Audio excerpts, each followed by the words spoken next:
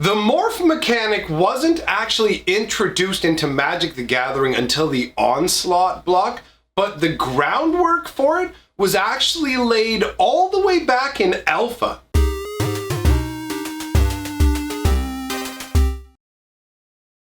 Greetings, owners of fine luxury cardboard rectangles. We are here today to discuss the morph mechanic. What is it flavor-wise? What is it mechanically? Where did it come from? All of that goodness. And the reason that I decided to talk about that is because today, Commander 2019's deck previews all revolve around the morph deck. So there's a bunch of people talking about the different cards, but I imagine there's not many people who are out there talking about the history behind it. So let's start all the way back at Alpha.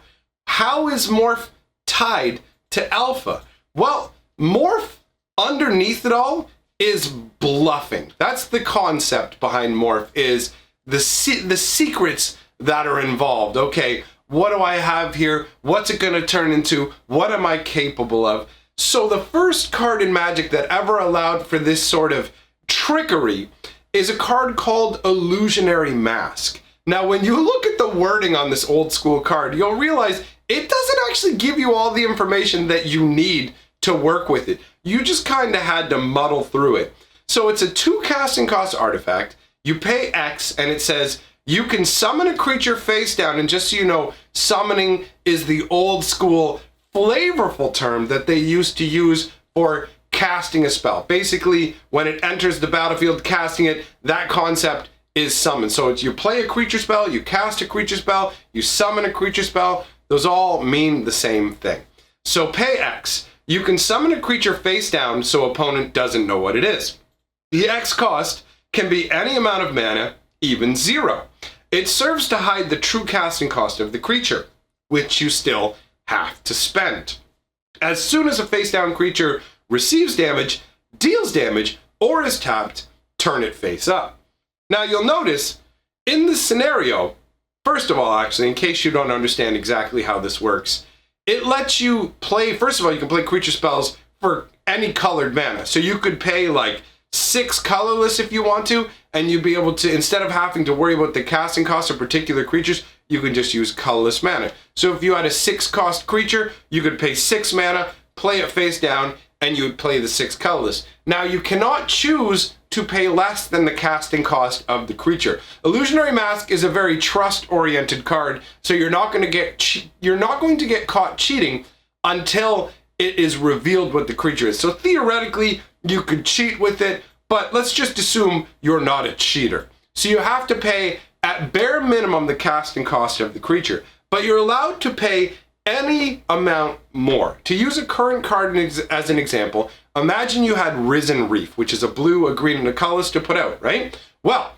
bare minimum, you have to pay 3 colorless to put it out, and you put it out face down through the Illusionary Mask. So it's not actually being cast technically, so it can't really be countered in the normal means either. But anyways, you could pay 3 colors. You could also go all the way up to 10 colors or more if you wanted to, just so your opponent doesn't know what it is. I'll pay 11 mana, put this face down. What creature is it? You have absolutely no concept. Now, you have problems where, wait, I've got a creature face down. How do I know if its power and toughness even, like, make it survive, or all this kind of stuff? There's so many questions that are left unanswered by Illusionary Mask. They've updated its wording so that any creature you put out with it is actually treated the same as a morph in terms of being a 2/2. So all face down creatures in Magic the Gathering are 2/2s now, which I think is an excellent way to handle business. Now flash forward to the Onslaught block where morphs are first brought into being.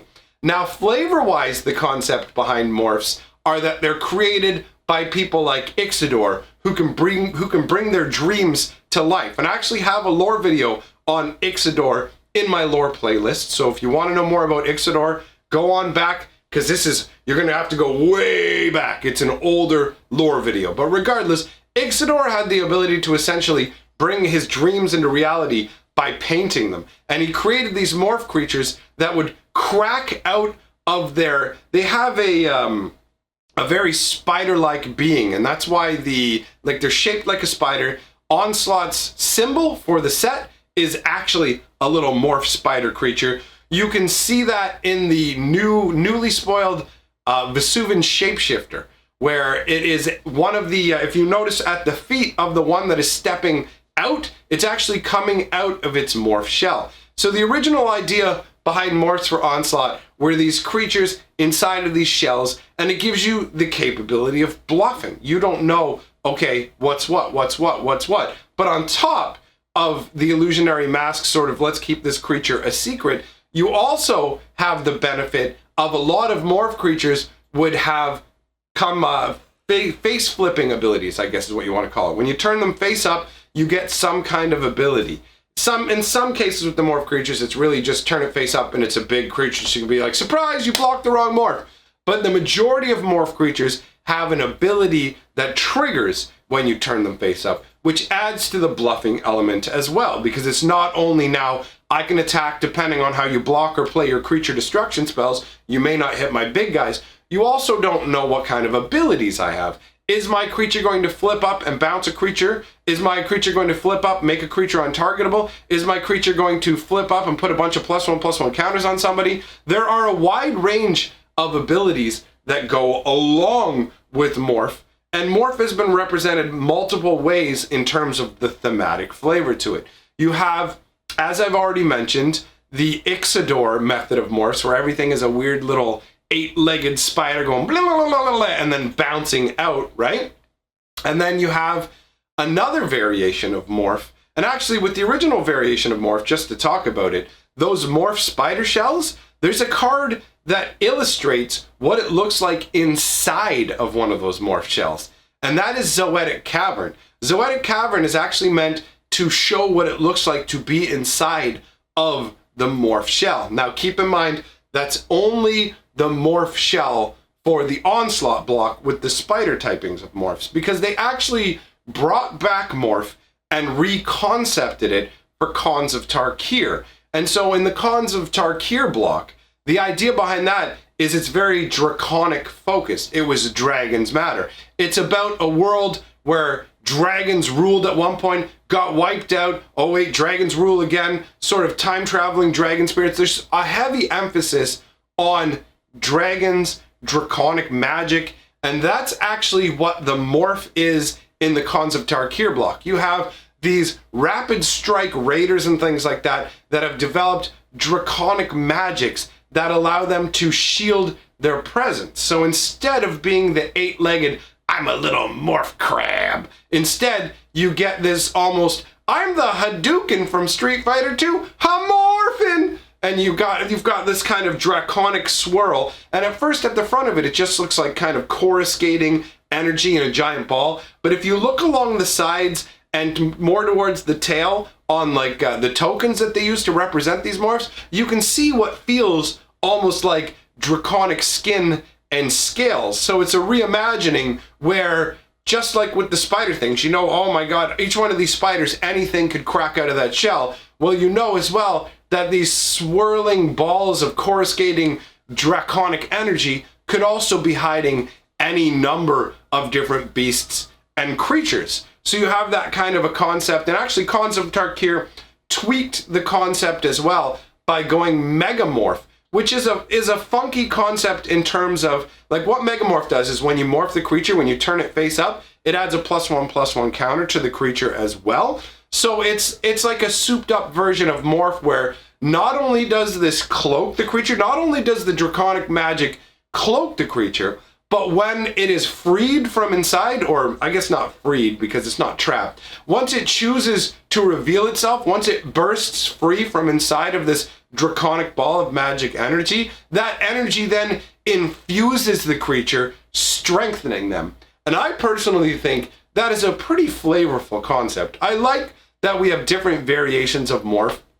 It does bring an interesting element of bluffing to the game, and I think it's cool that it was inspired by something all the way back in the beginning of Magic, because originally when Illusionary Mask came out, I really, really liked it. I loved just being able to make my opponents go, what do you got? And it's like, psh, I ain't telling you, bro. I ain't telling you till I got to. So for me, Morph is one of the cooler abilities in the game. It's not something they've used frequently. It's only been in the 2 blocks. It doesn't have an evergreen kind of feel like First Strike or flying or anything like that, but it is something that they can keep reusing. I look forward to seeing more Morph in the future, and I hope they come up with other interesting tweaks to the concept as well, because you start with Illusionary Mask, where it's simply bluff hiding the cards. Then you move to Morph, where it's bluff hiding the cards plus flip up abilities. Then you move to Mega Morph, where it's bluff, flip up abilities, and +1/+1 counters. So I'm looking forward to seeing what the next iteration of Morph is that gives it a little more oomph. Oh yeah, baby. So let me know what you guys think about this brief history of Morph and what you think of Morph overall. I want to thank my patrons and my channel members. And remember, together we are the 6 color of magic.